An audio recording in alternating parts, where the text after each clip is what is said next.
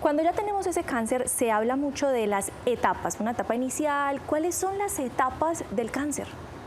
Inicialmente va a estar ahí localizado, ¿sí?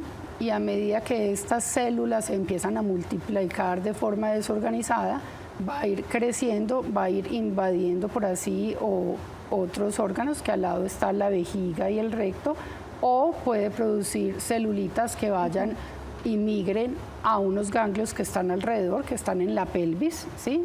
Y posteriormente pueden hacer estas celulitas unas siembras o enviar unas células por el torrente sanguíneo o por la parte de la circulación linfática a nivel de otros órganos, como son ganglios por estaciones diferentes a la pelvis, ¿sí? Por detrás del abdomen, que se llama retroperitoneo, sí, o a nivel mediastinal, o pueden hacer metástasis a hueso, que es uno de los sitios principales de metástasis del cáncer de próstata, o a nivel hepático o pulmonar.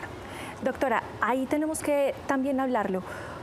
El examen se ha convertido en un dolor de cabeza para los caballeros, que a veces son un poquito inseguros, no les gusta mucho, pero hay que hacerlo. Hablemos del examen para detectar el cáncer de próstata. Bueno, el examen realmente es algo sencillo, ¿sí? Yo creo que es más el mito y todo lo que se teje alrededor, porque realmente no es algo doloroso, ¿sí?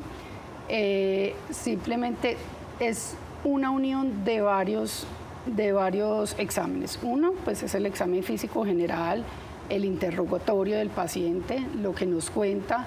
Dos, es el tacto rectal, que no deja de ser, de evitarse o de decir que otro examen lo vaya a reemplazar. Siempre va a ser un complemento. El temidísimo debe estar ahí siempre. Debe estar ahí siempre, siempre estará. No solo porque en un porcentaje por ahí de un 30% hay pacientes que pueden tener el antígeno normal y el tacto rectal anormal, ¿sí? Un 20 o un 30%, ¿sí? Entonces él va a ser un complemento. Y adicionalmente, porque por medio de él, en el paciente que ya tenemos un cáncer de próstata o lo estamos sospechando, él es el que nos va a dar la estadificación, o sea, él es el que nos va a decir probablemente este cáncer qué tan o no agresivo es y hasta dónde se puede haber ido y hasta qué exámenes o no exámenes debemos realizar.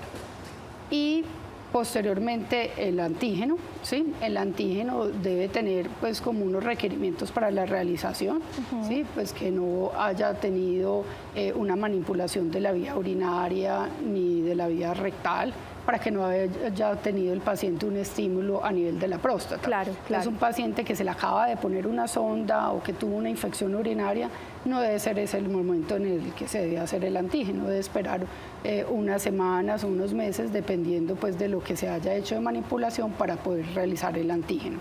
Y para que vamos cerrando, porque sí que ya se me está quedando cortito el tiempo, ¿hay señales de alerta que se puedan tener en la casa? Claro, los síntomas urinarios, que el paciente empiece a tener el chorro del gallito, le toque hacer fuerza para orinar, el chorro entrecortado, a levantarse más frecuente en la noche o a tener orinadera o orinar con sangre, cualquiera de estos síntomas es un signo de alarma. El dolor óseo y la pérdida de peso. Los síntomas urinarios no es solo dolor a la micción, es sobre todo el chorro del gallito con dificultad para la micción, entrecortadito, que muchas veces los pacientes lo toman como algo ya normal porque se acostumbraron a esto. Hay una pregunta que no quiero dejar pasar desapercibida, no sé qué tan común sea para usted cuando está en el consultorio, pero volvemos al tema del examen y de los antígenos.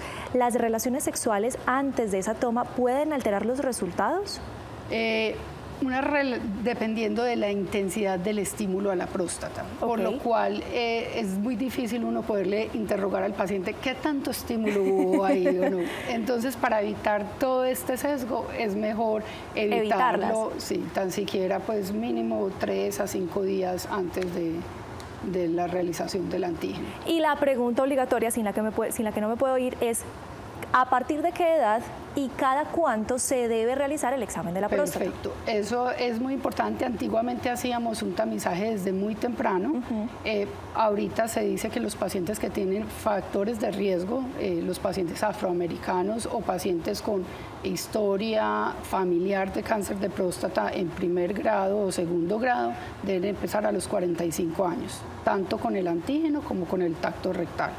y en pacientes que no tengan estos factores de riesgos a partir de los 50 años. Esto siendo pacientes asintomáticos. Una vez al año. Una vez al año, pacientes que no tengan ningún síntoma, ¿sí? Sí. Pero si un paciente tiene alguno de los síntomas que enumeré para la micción, alguna cosa de estas, ahí sí ya no es tamizaje y ahí sí empieza desde el momento en que empiezan los síntomas. Si empezó con los síntomas a los 45 y no tiene ningún factor de riesgo, igual a esa edad, hay que hacerle el antígeno y el tacto rectal. Yo sé que estamos muy cortitos de tiempo, pero una última preguntita. ¿Por qué afrodescendientes? ¿Por qué en esta población es más imperativo hacer el examen? Porque eso es uno de los factores de riesgo. Se sabe que el afroamericano tiene mayor riesgo de cáncer de próstata. Entonces, al ser un factor de riesgo, con ellos también el tamizaje se empieza de una forma más temprana.